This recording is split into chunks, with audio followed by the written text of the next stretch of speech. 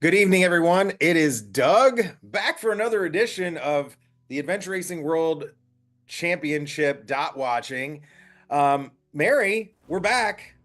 It's Tuesday. Back. We It had to figure out is. what day it was, just like probably most of the racers as we were coming in. So thanks for joining us again tonight. Um, at AR dot watch, we've been trying to provide updates as things have been happening. It's been a really exciting day. Obviously, Mary, we crowned a champion today. We did. We got a finisher earlier today. Do you want to, Yeah. obviously, you want to say who it is? Oh, yeah. I mean, Swedish Armed Forces. What a great race they finished out today. They definitely pushed really hard. I mean, I think every video that I saw with them, they look like zombies. And the reports that I was getting from the race courses, they were all business. Brian Gatens had a great interview with them at the finish line that was posted on the Adventure Racing World Series site. We are live on YouTube, on Facebook, and we are going to bring you all of the updates now that we can because the race is still hot and heavy for a lot of teams, including our top American team, Mary. Yeah, we are refreshing and refreshing and refreshing, and the dots aren't moving any faster to hopefully watch Ben come into the finish really soon. Yeah, so the top four teams are already in and complete. So it was Swedish Armed Forces taking the victory today, followed about 4 hours later by Estonia Ace La Sportiva. They had a fantastic race as well. That first trek that they put together was just astounding. And you always wonder how strategy and things are going to play out. And in this case, I think Swedish Armed Forces just had a better strategic game going into this, measuring the dark zones correctly and managing those kind of accordions getting back together. And then we're able to push through for the victory. And then about 3.5 hours later, after them, reigning champion 400 team finished, the French team, and they also had an amazing race, finishing in a solid third place on the podium once again. And then we didn't talk a lot about Sardine Racing because their tracker just did not work at all during this race. We And couldn't so, see him to talk about him. no, we didn't know how exciting of a race they were having until we started getting updates that they were like on the paddle, and we were like, wow, okay, so they finished in a really solid fourth place only about 2.5 hours after the 400 team. So the top four teams, it's they finished within about 9 hours of each other, almost 10. Um, After 6 days of racing, that's pretty insane It's to amazing. have that tight of a race. But right now, the tight race is between Bend Racing and Masanga Racing, the Copenhagen team, that are just battling their butts off in this paddle. And what a paddle it is right now, Mary. What are we hearing from the field? Yeah, so we were getting reports from Brian, who is at the finish, and which is at the edge of the lake, that there's really good headwinds on that lake, and they're in canoes now, which is better than pack rafts. Pack rafts on a lake with a headwind, not how you want to finish a 6 day race. Oh, But even canoes traveling across, you can see if you're watching the tracker, even with the slower ping rates on the tracker, you can tell they are hugging that shore and trying to stay as protected as possible so they can move as fast as possible. So yeah, it's certainly an interesting way to wrap it all up here. yeah, because then they're going to have to get out. And like we thought for a second this was going to be a foot race. And we were just thinking about, Kind of hoping. Jason's poor hip. And like, first of all, you're getting out of a paddle after coming off a bike. You're going to be stiff anyway. But now you've got about a K and a half to get to the finish line. And that would have been a very interesting. I mean, they're not going to be able to lollygag getting out of that because Masanga's I mean, they went into that last paddle, I think, 23 minutes behind them. And, you know, they were not going to just let him go. And I'm sure they were treating Ben like a rabbit that they could see up ahead and trying to catch them. Yeah, I don't know if they're I don't know if they're I don't know if Bend has picked up speed or the tracker just is delayed, but it almost seems like in the past, I don't know, 20 minutes that Bend has picked up the pace a little bit. It's like they can, you know what Brian always says, smell the barn. It's like they can see that shoreline now and they are gunning it even harder. And they're amazing paddlers as it is, right? Like Dan and And Jason have the Yukon, what is it, the Yukon 100? oh yeah, Um, they are a very strong paddle team. And I will say Masanga's tracker has not pinged on mine since about 27 minutes ago. So that's the equivalent of at least 2 pings distance. You're at home and you're not watching. Oh, see, they were even lower than that on mine. That's where they are showing on mine. I know, right? Like, um, how many of you at home have been sitting there hitting refresh and update and like whatever, like I have been? You know, my phone is like, it told me my usage was way up this week, just from probably looking and checking this tracker page. It looks like Kalis Fuga is on the water now as well, followed closely behind Five Forever Forest Racing. So they made quick work of the last part of the bike and are also onto the paddle.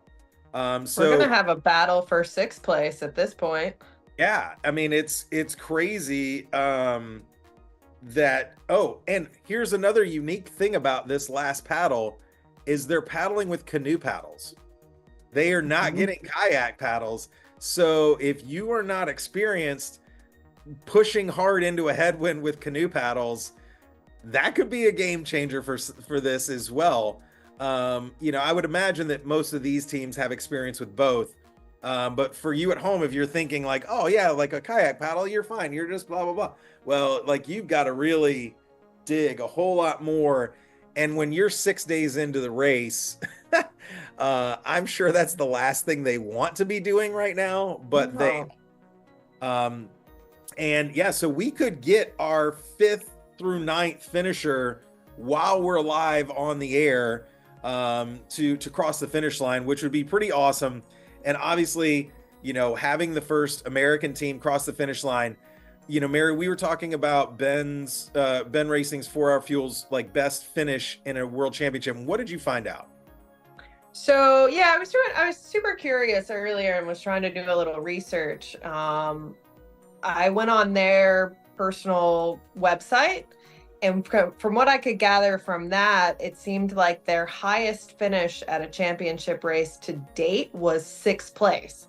So this 5th place finish for them, which looking like they should get the 5th place. It looks like they're on the beach right now. Actually, their tracker just updated. You know, that's awesome for them. That's securing them an even higher ranking than they've had before. So yeah, I mean, hopefully that's the case. Well, we're going to have a couple special guests tonight join us. We're going to have Wayne Leake, one of the race referees. He should be joining any minute now. And later in the show, we're going to have none other than Andrea Anderson from Team Disability join us. She's sitting at that paddle put in right now, probably cold. And I know she has had a lot of race envy being there, but watching Team Disability and their excellent race that they are having as well. What's really cool about what we are doing, obviously, we want to bring you guys at home all of the updates that we can in the way that we understand them. And we understand because we've gotten a lot of messages from you about like questions about like, hey, were teams allowed to do this? Were teams allowed to do that? We talked about last time, we talked about the possibility of like there being a penalty because people were hiking along a road. Well, we're going to bring in Wayne Leake to kind of talk about those things and also to discuss a little bit about the three dark zones that ended up having and occurring, about what, like talking about why they did those things. Because at home, it's easy for us to say, like, why are they doing that?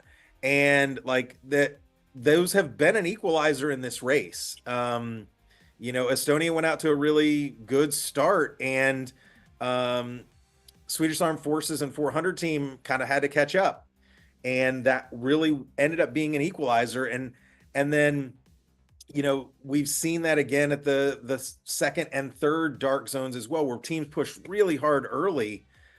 We didn't know how that was really going to affect them. So we'll hopefully we'll get to ask Wayne here some questions in just a minute. I know he is out in the field. I think he's at TA 10. Okay, so I think we're going to have him come in now. Joining us from Starlink, we are going to have Mr. Wayne Leake here in just a second. My producer is in my ear telling me that he's coming. So. We have a Wayne in the building. We have a Wayne in the building. There he is. Wayne. Hi, Wayne. Where are you, sir? Where am I? I'm somewhere in British Columbia, Canada. It's all a bit of a blur the last week. Yeah, so I am at, for those of you looking at your dots, this is TA 10. You can see we are basically at the junction of a Forest Service road, and I'm just up on the berm.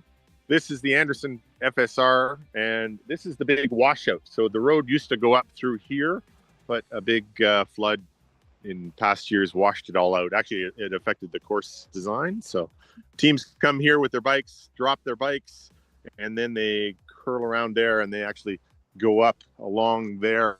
The road continues kind of up into the Alpine, and then up over there is Guanaco Peak and all of that. So that's the really tough trek up the peak that we've watched, the scrambling of teams, and including Masanga's kind of mishap that really looks like it's probably cost them 5th place, because they went up that way and then ended up on the ridge and lost a couple of hours trying to figure out how to get back down. What have you been seeing from the race course, because you've been out there the entire 6 days so far? Yeah, I mean, we started over in Pemberton. They've really gone through a couple different climates. They were over in kind of the high coastal mountains, that initial trek up at Semaphore Lake. Then they kind of went north in those 2 massive lakes they paddled, and then worked our way over really into ranch land. They're kind of mountainy ranch lands, lots of cows, a few bears, that kind of thing. Worked their way down the Thompson River. I was talking to some teams this morning, asking them how that paddle was, and it was a lot of fun. A couple teams swam and things, but pretty challenging. Lots of sub rapids and stuff. One team actually was telling me, so the nature of the valley is 2 of Canada's main rail networks and the main highway all go through these valleys. So as they were paddling, there's a train bridge that went over, and it's called the Rocky Mountaineer, and it's a passenger tourist train with the big glass tops things. And they said as they were paddling under the bridge, the Rocky Mountaineer went over top of them on the bridge. So it was very cool. That's epic. Cool. Well, Yeah. and we talked about, I told our followers that we were going to talk a little bit about the dark zones, and one of the dark zones was an unexpected dark zone, right? Because of a landslide. Yeah, so just south of Lillooet, the original course, there was some landslide, and BC Highways has been working actually for the last week or 2, and they close it from 8 to 12 and 1 to 5 every day except Sunday. And it just so happens that that's where our course was going. So we tried to adjust it calling it a dark zone, but we tried to adjust it so that we would release teams, and it's 22 kilometers down from the TA. So what time do we release them so that they hit the gap, so that they can get through it by 8 a.m. or else? So we ended up with a release at like between 10 a.m. and 10 a.m. We released a whole bunch of teams just so they would make the 12 to 1 thing, and then we closed it off and didn't release them. And then at 3:30 we did another release so they would hit the 5 o'clock opening and things like that. A little bit of finessing, but it was kind of unfortunate. But it impacted all the teams the same way. So, and it effectively added a third dark zone, which is unfortunate. But this, again, when you're setting courses in like the mountainous areas like this, there really is only one valley and one way to go, and often just one road. So. Well, and when you make a course like this, obviously this has been made for quite some time, and permitting and all of those things, like you've got to just make the best with what you have. And I think you guys did a great job of that. And teams really factored those things in and how they pushed early on, knowing that that was going to happen. There's some other discussion. Obviously, everyone knew about the 12-hour dark zone, but you guys actually got that increased for the first paddle dark zone. Yeah, again, it was trying to adapt a little bit on the fly. Originally, the big river dark zone, you couldn't get on the river before 1, but based on our water safety crew kind of determined that if they're off the water and camping at 7 p.m., we could let them get further down the river, and we identified teams who were identified as 4 different spots where they could pull out and camp. So a few teams took advantage of that to get a little bit further down from the river. Again, trying to keep the race flowing forward. And then the third dark zone at the Nahatlatch, it was a nice, I was there yesterday and today. I mean, they hiked up, and it was a really nice river rafting section. But again, we came up against a really hard off the water stop of 7 p.m. and it really wasn't a thing where it's not a flowy river where you could pull off and actually camp on the river. It's a real shot down the river. So we had to try and back up our timing to make sure that they could get up and back. And eventually, for the flow of the race, the decision was made that it was really in the best interest to let it kind of let teams, instead of being dark zone, we would let them walk up, punch the CP, and then walk back. Unfortunately, that adjustment was made kind of on the fly and a little bit late, so that teams further back who had made strategic decisions based on that dark zone were slightly impacted on that. So that's unfortunate. But again, we're trying to keep the race moving forward, trying to respect the safety guidelines of the river had to close at 7 p.m. Well, I mean, listen, we're 6 days in, and we have almost five teams that have crossed the finish line, right? So you've got to continue to push the race forward, and I think that people will understand that. And I applaud you guys for making those hard decisions, because it couldn't have been an easy one to make, and especially knowing that it would impact some teams, because once they're going, they have their plan and they're moving on. But it's been a great race to follow. As far as like seeing what all they're doing. We're kind of showing on the live right now some of the Google Earth images of what these teams are seeing, and it's just fantastic to kind of see where they are and kind of how they're coming in. Like, we're zooming in on Penticton right now over the lake and seeing what this last leg is of that paddle. But it's windy, it's crazy. It's been you've had cold and rain and all kinds of weather, right? It's I mean, we actually had stunning weather the first couple days, which was great, and then the threat of rain has been there the last little while. Thankfully, except for kind of yesterday and last night is when it first kind of really hit the course fairly hard, and we had a lot of teams up here in the Alpine that we kind of had to adapt on the fly. The ropes crew was up there, so we were communicating with them and trying to get teams. So that's actually what the discussion has just been happening now, because we've got probably 4 or 5 teams on the road up to the Alpine. We've got a few more behind.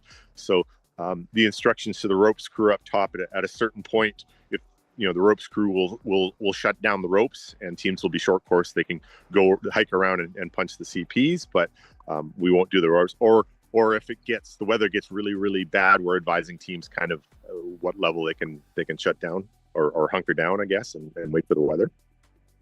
Well, we appreciate you joining us, Wayne. Hopefully on Friday, we'd love for you to jump back on the show and kind of talk about some of the stories you've gotten from the middle back of the pack as we get to cover those racers. I might be sleeping most of Friday, Saturday, and Sunday, but we'll see. Well, I'll ping you and wake you up. But if not, no, honestly, get some sleep. It's been great. Thank you so much for joining us and sharing a little bit about what you've seen. No problem, guys. It's great to have everyone out there watching. It's been great to see. I saw the Rootstock guys last night. Oh, cool. Talking to a few other disability. Andrea, I know she's coming on shortly. I've seen her quite a few times volunteering. So it's been fun to see the whole AR community kind of go on this journey together. So I'm very jealous that you get to be out there hanging out with them, because that's my favorite part of doing this. So tell everybody we say hello from the States, and thanks again for joining us, Wayne. all right, there's your last view. Love it. Appreciate it, man. So pretty. Well, Thanks, and guys. it's funny, as we're talking, my tracker has updated and Ben shows 3 blocks from the finish. So what an amazing finish for Ben Racing, finishing in 5th place. Okay, and then we'll get Andrea here. There she is. Like, hey, I'm here. Hi. look at this. Are you in a nice warm car? I would love to be showing you a better view, but I heard you tell everybody I'm at TA 14, and it is very windy on this beach that's out there. So I am coming to you from this luxurious minivan where Paul Morris, who usually races with Adventure Addicts, he's kind of my team within this volunteer team. We've been splitting this van. So we've been taking turns in the back there, sleeping every few hours as we can. And that so volunteer life. only way to get out of the wind. Well, that volunteer life is awesome.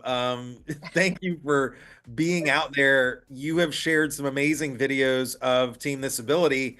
When is the last time that you saw them, and how were they doing? Well, it's actually been a couple days already. You know, it's funny being this close to the race, yet being so far. Yeah, I saw them at TA7, which is where I was stationed before. And you've seen they're having a great race. They're just really steady as they go, and they've been managing the cutoffs pretty well. They were trying to make some decisions around them, and as you know, the change did affect them. I haven't talked to them after that, but I noticed that even though they could walk to get that point on the paddle and walk back, they chose not to. It looked like they probably slept there, and if I'm guessing correctly, they probably said it's not worth it to us to gain a few places in the rankings just to walk up and down with our pack rafts. So I have a feeling they just prioritized the experience over the suffering. So as you may know, they had a 64-kilometer bike leg that they had to carry those pack rafts on before they got to that TA8. And so to then have to carry those pack rafts instead of using them, I think would have killed me, because it's a lot of work to carry that much weight. So it did look like, you know, when sun came up, they went to the top of that paddle and put in and had probably a great time on that paddle. So yeah, they seem to be doing great, and I haven't seen them for a long time. The photos from that paddle looked amazing. So yeah, I'm glad they didn't miss it. Andrea, can you clarify if teams were hiking up to Punch and hiking back, were they still having to carry their paddle gear to keep fairness as much as possible across the board, or were they able to leave their gear and just hike up? From what I understand, they had to take all of their gear with them. That's fair. I mean, that's fair, right? I mean, it's not fun, because that stuff, that stuff is heavy. Well, you know, you don't want to do it, but yeah, this is who I felt sorry for.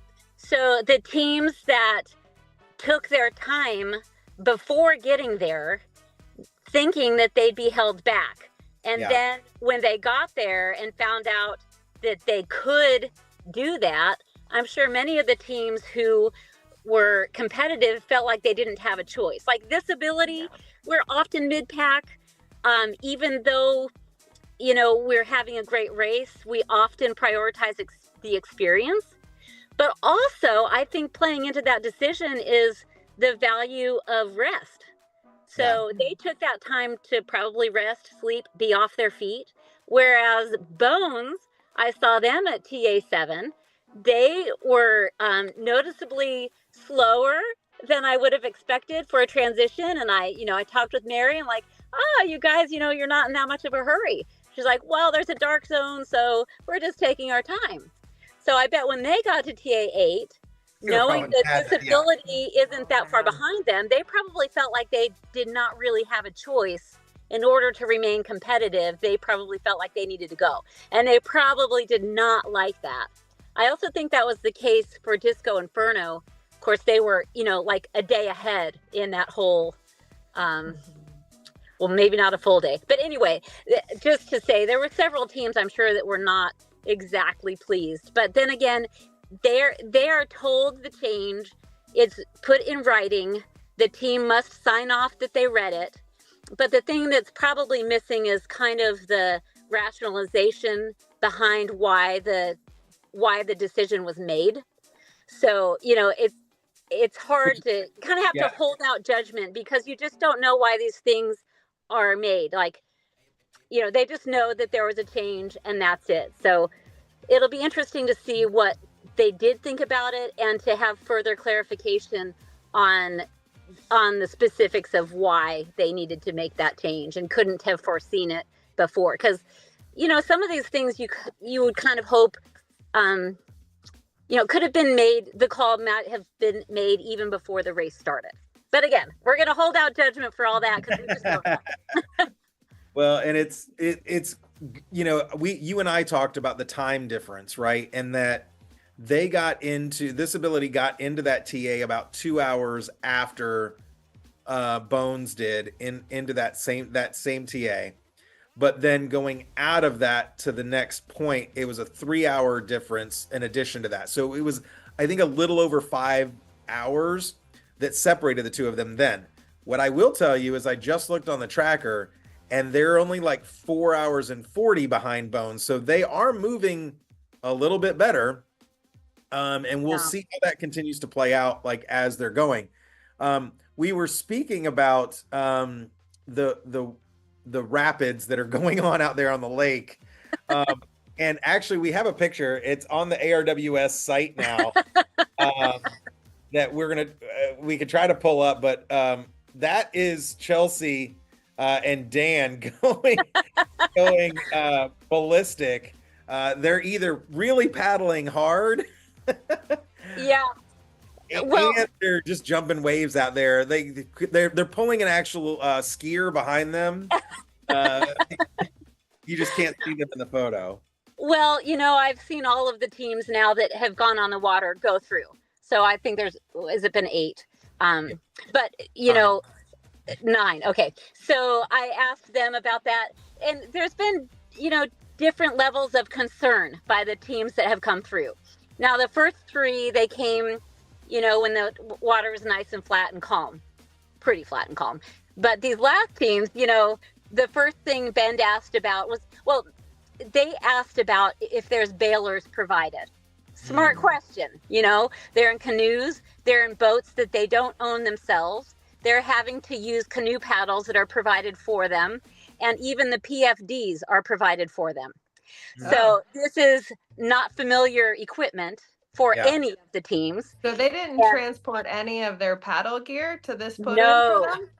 No, they wanted it to be very authentically Canadian. Okay. So down to the PFDs.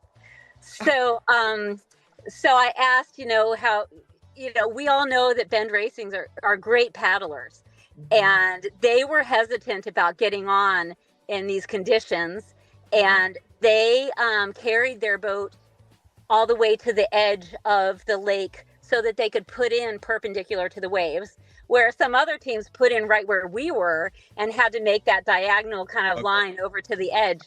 And that was pretty difficult. And I'm going to say this without saying which teams they were. There were some teams, one in particular I know had never been in canoes. And they asked me which was the front and which was the back of the canoe. Wow. And again, another team we saw go out with, one of their boats was turned around, so they were in it backwards. No. And I at that time it wasn't a dangerous situation. So and obviously everyone's doing just fine. They're doing the right thing by hugging the shore. Yeah. But it just goes to show you that these top teams, they're very comfortable in the water, and they've probably got lots of experience doing things that they have readily available in their communities. But canoeing, and especially with a canoe paddle, is just not one of those things that everyone in the world has done before. So No. Well, it's and most really fun to adventure watch. racers, I mean, talk to a room full of adventure racers. How many of them use a canoe paddle? Hardly any that I know of. Yeah, same. Yeah. I can't remember the last time I touched a canoe paddle. Let me ask you this, I don't Andrea. think I ever have. Did Bend know how close Masanga's was to them? I don't believe so, but they were, let's say, calmly concerned. You know, they didn't ask or anything, but they were very focused. You know, not, Yeah. Yeah, And- I would imagine that they have finished.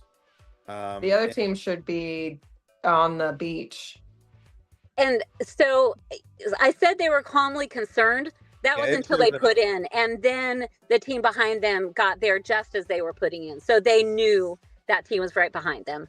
Is the weather supposed to clear up, or could this be one of those situations where they have to cancel the paddle at some point? There's not a dark zone here, right? There no is not a zone. dark zone. And, you know, I've only been here one night, but from my limited experience, it was very calm last night. I think the winds are going to die down at nighttime, and then they pick up again during the day. I think that's the trend. But as far as the weather patterns, the rain that's been expected, it's been like between 30 and 40% and largely hasn't produced much. So just as we were talking, I went over to the ARWS page and they were live at the finish line as Ben Racing crossed the finish line 12 minutes ago, carrying the American flag in a solid 5th place. What a great race by Ben 4 Hour Fuel. Congratulations, guys. Yeah, That excellent. Awesome.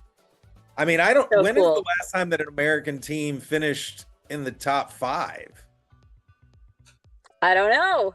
I mean, we have to add that to my research. I know, right? Because like I was looking back at past winners, and like I think the last American winner was like 08 or something like that they had listed. And so wow, like great job. That's way to cool. represent. We are all very proud of you. And hopefully maybe we can get them on Friday. How cool would that be to get them some rest, get them on the show? Maybe we can try to make that happen. Andrea, are you going to be there until this ability comes through? I am scheduled to be here until the bitter end. Okay. Yeah, when this ability comes through here, I'm going to try to hustle over to the finish to see them finish. Yeah. But yeah, and we'll have people coming and going here, but this is where I'm stationed. Well, there should be a gap. So it's Bones and this ability, and then there's a pretty significant gap to the other American teams, because obviously we want to make sure that they know that we are all here cheering for them. There's quite a gap between No Complaints, Checkpoint Zero, Rootstock, CrossFit Vancouver, Orienteering Utah, and the all-ladies team of Lucky Cosmic Confusion. So there are a number of American teams that are going to come through there. Please make sure that they know that we are all cheering for them. We are tracking them. We are sending our love and are so proud of them. Andrea, thank you for joining us. Well, I want to say one more thing. Lucky Cosmic Confusion, our all-women's team from the U.S., they came through TA7 looking really great. And the other all-women's team from Australia came in right behind them. They both left about the same time, but they're doing so good. It was great seeing them, and they were just ready to crush it. Those two teams are only separated by like 30 minutes right now. They have been neck and neck the entire time. That's been a fun side battle to watch. But yeah, we'll come back to you on Friday. We'll see if you were available and not sleeping in the back of the van at that time. But thank you so much, Andrea Anderson. Thank you. Facility out at TA14 right now. Thank you, Andrea. Thanks. Bye. So yeah, wow. That's pretty cool. Like the fact that we were just talking about like the experience levels with paddles, and then she's saying that one of the top 6, 8, 9 teams in the world had never been in a canoe. Like That's crazy. that is crazy to me. It's that, yeah. I mean, it's like, what did we do before pack rafts? Like, what Right. were you in? Like, Yeah. that's crazy. Yeah, that's crazy. So, hey Jeff, can we try to pull up where Bones and This Ability are right now? So they are on the last big trek section. And the ridge line that Wayne was talking about, they've already been through the major, well, I think Chip This Ability has been through that major climb that's up there. And we'll try to pull up kind of where these two teams are. Like I said, they had gone into TA7 about 2 hours difference. And because Bones decided to trek out and back and not sleep at that TA and use the dark zone to their advantage logistically, they then got about a 3-hour advantage. But I think that This Ability would have gotten an opportunity to get some good sleep. It was at a, like, I don't know how good that lodge was. Like, I looked on Google Maps and didn't see much there, but anything's better than nothing at that point. Better than a ditch on the side of the road or something. Yeah. Or a mountaintop in the snow. Did you see those couple reports of snows on the mountaintop, snow flurries on the mountaintop? Well, we saw video on the ARWS website from the top of that peak that we were just talking about, and it is insane up there. Like, that is way up there. And there was some, obviously the photographer, videographer was up there camping, that had to be interesting, especially when the weather, comes in, because it gets windy up there. You're gonna feel it. We saw. Can you bring up Masanga's track in that area, Jeff? Because that's really where Bend made took a huge advantage over Masanga's at that section. And I'll tell you what checkpoint that is here in just a second. It would have been checkpoint. I'm trying to find it.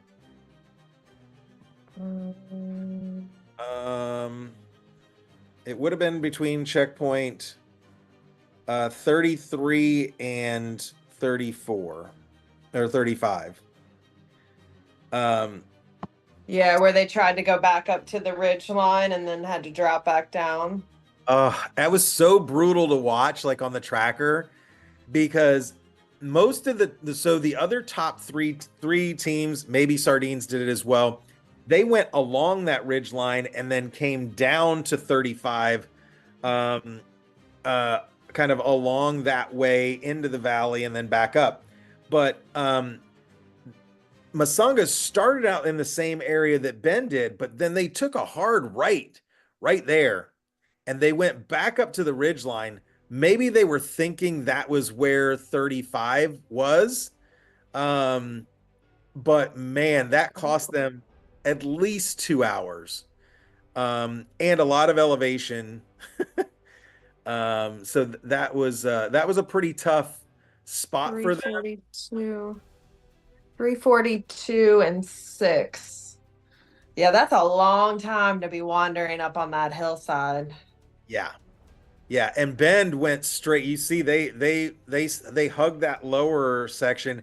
They actually, I don't know if that was easier than staying up on the ridge line, because 400 Swedish Armed Forces and Estonia all stayed up on the ridge line and then came down kind of in the bend there, like where the blue dot is right now.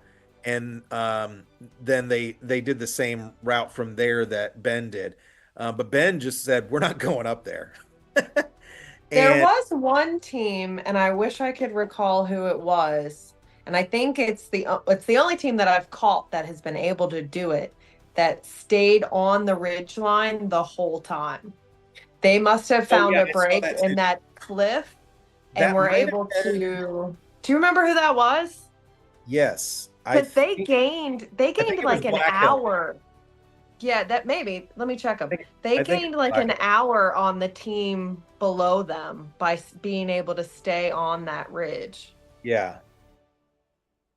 Yeah, and what's really cool, yeah, it was Black Hill. Yep. You know, Jeff, I don't know if we can put in the playback, the replay, to kind of show when teams are coming through that area, just to show in kind of as the tracker is moving, how that played out in real time, because I think Masunga's got through 33 before Bend at that point. So we'll work on that. The rest of the teams, I mean, obviously teams are still spread out. There is still 4 full days of racing, right? Which That's a lot. that's a lot. Like, I was done with endless this year in 6 days, and I was, I mean, I didn't feel like I couldn't have continued, but I don't know that I would have wanted to continue for 4 more days. Like, that's just a totally different animal. I mean, there's still a handful of teams, the back of the pack teams at that last whitewater section. Yeah. That's a ways back. There are 1, 2, 3, 4, 5, 6 teams that are there right now, and they're getting close to being dark zoned if they haven't already been out there. So they're going to have to make that decision. Do we just go hike it and go? Because, I mean, I don't know that you would want to spend the night there. Because like Rocky Mountain AR, let's see if they've gone out. Okay, so we have the replay up right now in that area, and you can really see how, so you see the lead 3 teams there going through. You got Swedish Armed Forces. Okay, we're going to wind it back just a hair. All right, so you're going to see Swedish Armed Forces is team 5, 400 team is team 1, and Estonia is team 4. So those 3 come in there pretty quickly, followed by Kalius Fuga. I knew I was going to screw it up at least one time during our broadcast. And then when they get up here to the ridge line, you'll see the different routes that kind of everyone takes. So right there, you can kind of see how SAFAT goes up on the ridge, and then they'll come down here instead of staying up on the ridge. They'll go down, and then 400 team does the same thing. And they kind of go like on the edge of the rock area. And then you've got Kalis Fuga and Bend that come into that area. Bend was behind them at one point, but I'm wondering if Kalis Fuga got lost or didn't punch the punch for the last checkpoint, because if you saw, they just kind of went backwards there. That could be just sleep deprivation, but Bend goes there, and then 23 is Masungas. Is that correct? I think that's correct. Yeah. So you'll see they all kind of get into that area around the same time. The tracker does something weird there with Bend, where it goes all the way back out to that checkpoint.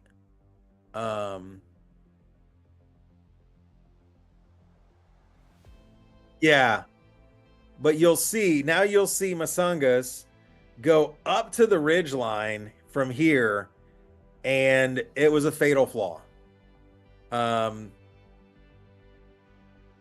then you see, so Bend was behind them at this point. Yep, and then they're up on this ridge line, and they're up there for a while. Like, obviously this is middle of the night, it's pitch black, they have no idea what's up there, what they're coming down to, but look at the gap that Bend then gets on them, kind of going down from there, because it takes Masungas quite a while to come off of that hill. And in fact, they get passed by, you can see Kalis Fuga going down. And then finally they come down, and Forever Forester come. Yes, Forever Forest. They come down the hill as well. Maybe they saw some headlamps and were like, let's go find where they're going. But Yeah, that was, I would I'd be interested to know what they were thinking up there. yeah, I mean, you got to think they've pushed themselves really hard.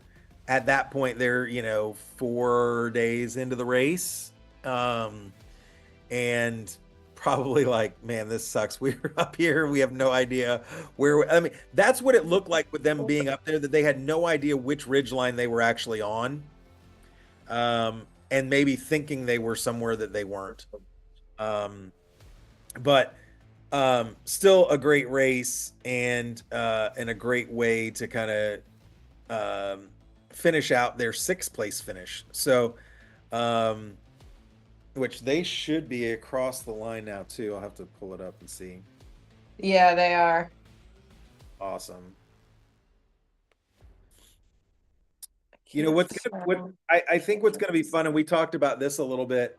Our Friday show is going to be very unique because in a lot of these dot watching broadcasts, we are talking about the leaders and what they're doing and like strategy and all of those things. But what we're going to get to do on Friday is going to be awesome, Mary. Like, we're going to be talking about teams that I would be racing with,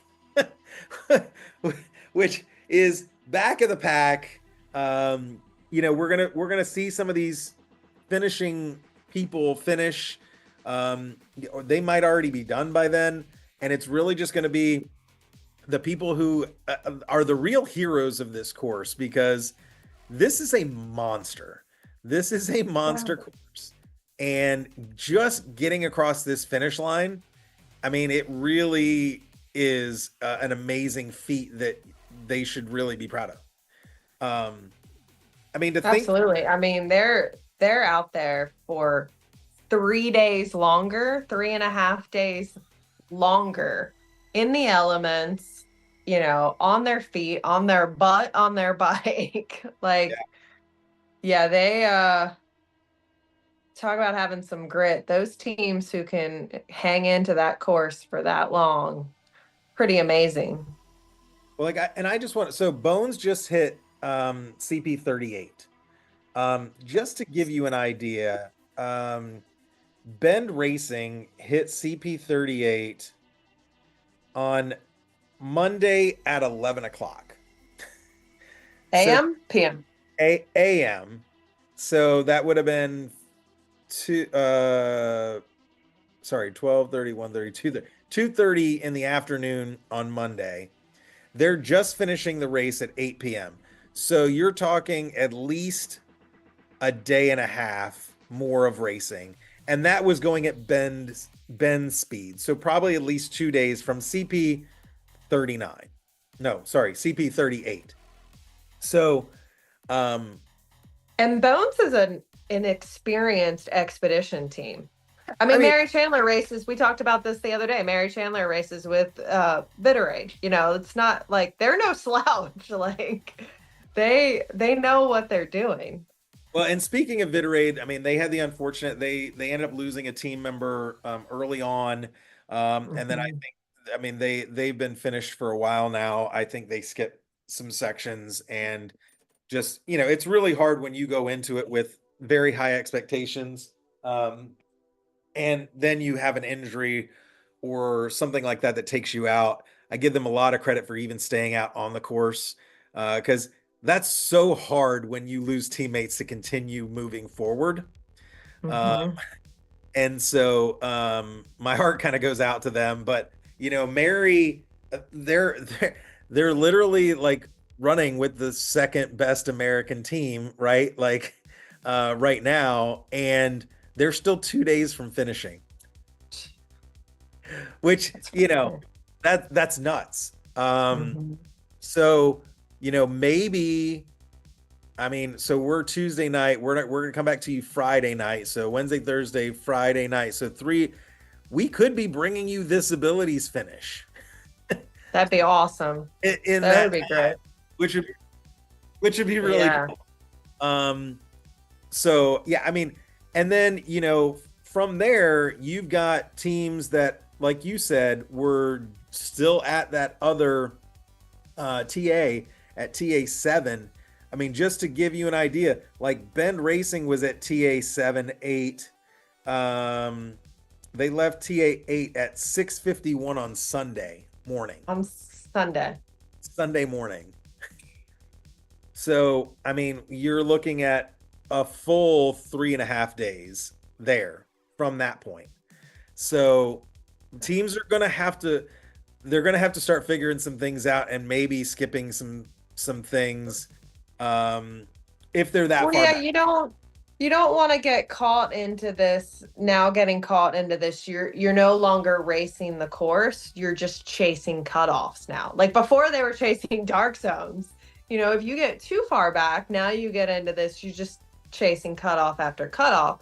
And sometimes that leaves you just riding your bike for, instead of hours, you're now riding your bike for the next 3 days. Like there's no other option because of those cutoffs. So it becomes in this end of the race, it becomes, really managing time, and maybe you want to be slow in transition and you're tired and you got stuff to do, but if you don't want to be riding your bike for 3 days, you've got to really be thinking about, managing time as best as possible.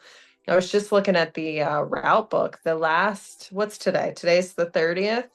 Yeah. What's the last day that it is open? Is it on the 5th? Does it go through Sunday? No, I think. Okay. I mean, listen, that's still a lot of time. I don't have the website pulled up anymore. I had the website pulled up. I was looking to see what the next cutoff, and I think it's at that river, the last whitewater. It's not a dark zone, but you have to leave that TA. Where'd it go?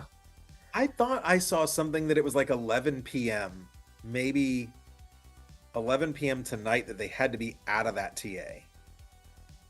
Yeah, this says the cutoff for paddling the river is 1700 today.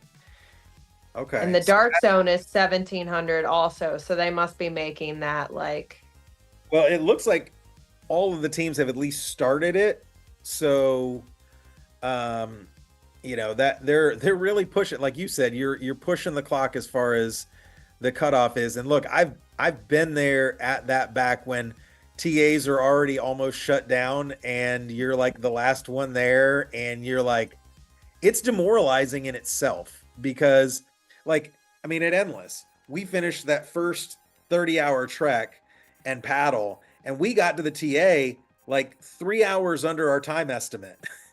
And we were there was maybe 4 other teams that were still behind us. And then we planned on sleeping there, but then they were like, hey, we got to move your stuff forward. So you can take out what you want to sleep in, but we got to take your bike boxes. And we're like, wow, okay. And so it changed how comfortable and we were kind of moving forward. And I mean, as a volunteer, you've got, especially in that case, you've got to move the gear forward so the gear is there, and you've got 1 or 2 trucks to move that gear forward.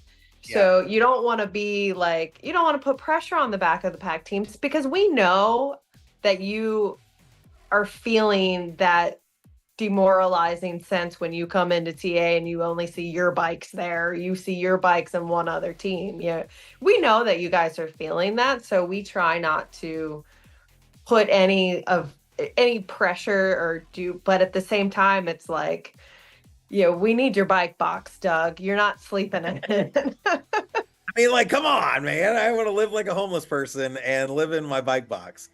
I'm pretty sure I was there and I saw your reaction when I think it was my husband who told you he needed your bike box. And I was like, I'm leaving.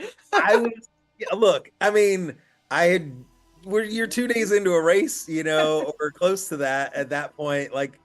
I was not happy, but I also understood it. And, we made the best of what we could do. I did just hear from Team Disability, the cutoff for TA 14 is 8 a.m. on Saturday the 4th. Okay. So The that means fourth is. they need to finish by Saturday afternoon, because if they got to get on that paddle didn't take that long. Maybe it's maybe a 2-hour paddle for like even the slowest teams, and then it's a really short kind of bike into the finish. So, There's a cutoff tomorrow into TA10 at 1700 hours. Yeah, because so that's the next cutoff. Oh, yeah, because if you're not at 10, you've got to hit that big long trek. What is the mileage on that trek? Because the elevation is ridiculous. The mileage, 62 kilometers, and 4,000 meters. That's hefty. Yeah, it's not the mileage that's going to get you. It's the climbing. Yeah. So to miles, hold on. 62 kilometers. That's 38 miles. Jesus. Like I don't envy them doing that 8 days into a race, still with a long bike to finish and a paddle and all of those things. I want to make sure that before we end the show tonight that we give a huge shout out to all of the family that have been watching and commenting on our posts, watching our videos, sending us messages. We've heard all of you. We love it. Send us questions, send us comments. We would like to be talking about what is interesting to you or trying to find answers for you, because we do have a pretty good network of people who are there that may be able to provide an answer, and you might not know who to reach out to. So make sure that you're following AR.watch on Facebook and Instagram. You're following Adventure Racing Insider and the Dark Zone podcast. Yeah, that's our producer behind the scenes. And obviously, like, ARWS has been putting out a lot of content. They have put out a lot of amazing videos, interactions with teams that you may just need to cycle through and see that. Go check their stories. Go check everything, because like they're posting on both Instagram and Facebook. And our buddy Brian Gatens has been doing a freaking bang up job. I think he's in the same clothes that he's been in. I wondered about that. It looked. I almost asked him. He's either had the red sweatshirt or the red and black shirt on. So I'm sure he smells pretty good right now. But I know he's getting as feral as the racers. Yeah, well, and he has been moving all over the course. So, we love being able to bring this to you. We wish we were there. We have the envy of Wayne and Andrea and Brian, who are there right now. But we're living vicariously through them and are checking our tracker constantly. We're having conversations amongst ourselves to talk about what we can bring to you for the next episode. And our next episode is going to be Friday night at 8 p.m. Eastern time, right here, same bat time, same bat channel, and we're going to be bringing it to you live. You just have to tune in. So please tune in. Yeah. Mary, any final thoughts before we end our episode for tonight? Like, who are you proud of? I mean, congratulations to Bend. Like we said, we think that they have reached a new ranking in a championship race for them as a team. If that's the case, even if that's not the case, they did an amazing job. We're super proud to 5th place, be a U.S. team. And just, everybody kind of have thoughts with those back of the pack teams that are still slugging it out there. I know everybody gets super excited when we start getting finishers. We've got the top 5 in, almost the top 6 in now, but there is still a lot of race left. Don't stop watching. Give these people your at-home support and let them know that you're still watching them, and they're just as important as these front runners are. Well, it's funny because, like, obviously, I appreciate the love for the middle of the back of the pack teams, because that's usually where I slot in, and that's what really made me want to start AR.watch and bring you at home the stories of those people. Obviously, we have to talk about what's happening at the front of this race, because it is a world championship, and Swedish Armed Forces had an amazing race.